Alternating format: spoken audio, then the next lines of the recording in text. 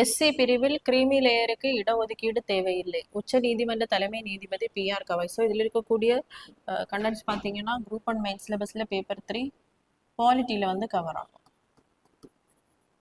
So இதில் என்ன சொல்லப்பட்டிருக்கு அப்படின்னா, இப்போ சென்ட்ரல் மத்திய அரசில் பார்த்தீங்க அப்படின்னா எஜுகேஷன் ப்ளஸ் வேலை வாய்ப்பில் இடஒதுக்கீடு எப்படி வழங்கப்படுது அப்படின்னா, எஸ்சிக்கு பார்த்தீங்க அப்படின்னா எஸ்சி கேஸ்ட்டுக்கு 15%, எஸ்டிக்கு வந்து 7.5%, ஓபிசி 27%, அதே மாதிரி எக்கனாமிக்கலி வீக்கர் செக்ஷனுக்கு வந்து 10% வந்து கொடுக்குறாங்க.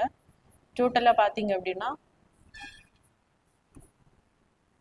59.5% வந்து ரிசர்வேஷன் வழங்கப்படுது. ஸோ இந்த எக்கனாமிக்கலி வீக்கர் செக்ஷன்ஸுக்கான ரிசர்வேஷன் வந்து 130th கான்ஸ்டியூஷன் அமெண்ட்மெண்ட் 2019 தான் வழங்கப்பட்டிருக்கும். ஸோ இப்போ ஓபிசி எடுத்தோன்னா 27% ரிசர்வேஷன் கொடுக்கணும் அப்படின்னு முதலாக 1979 மண்டல் கமிஷன் வந்து போடப்பட்டிருக்கும். ஸோ அவங்க தான் ரிப்போர்ட்டை 1980 வந்து சப்மிட் பண்ணியிருப்பாங்க. ஓபிசி பிரிவினருக்கு வந்து 27% ரிசர்வேஷன் வேலை வாய்ப்புலையும் எஜுகேஷன்லையும் கொடுக்கணும் அப்படின்னு வந்து ரிப்போர்ட் சப்மிட் பண்ணியிருப்பாங்க. நெக்ஸ்ட் ஆட்சி மாற்றம் நடந்ததுனால இது நடைமுறைக்கு கொண்டு வரப்பட்டிருக்காது. நெக்ஸ்ட் பார்த்தீங்க அப்படின்னா 1990 விபி மண்டல் அவர்கள்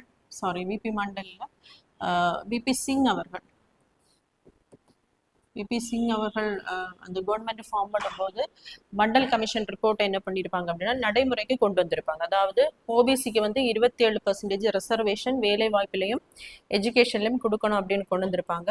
ஸோ இந்த தீர்ப்பை எதிர்த்து தான் இந்திரா சஹானி அவர்கள் 1992 வந்து சுப்ரீம் கோர்ட்ல வழக்கு பதிவு பண்ணியிருப்பாங்க. அதாவது ஓபிசியில் இருக்கிறவங்களுக்கு வந்து 27% ரிசர்வேஷன் கொடுக்கும்போது மற்ற கேட்டகரியில் உள்ளவங்களுடைய அந்த வேலை வாய்ப்பானது பறிக்கப்படுகிறது அப்படின்னு கேஸ் ஃபைல் பண்ணியிருப்பாங்க.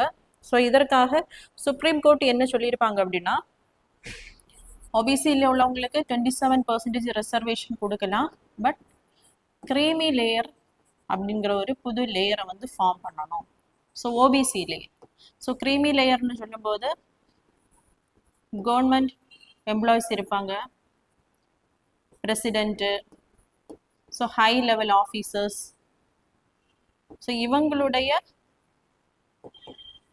இவங்களுடைய அந்த பிள்ளைங்களுக்கு என்ன பண்ண முடியாது அப்படின்னா இந்த ஓபிசி ரிசர்வேஷன் வந்து அப்ளை ஆகாது.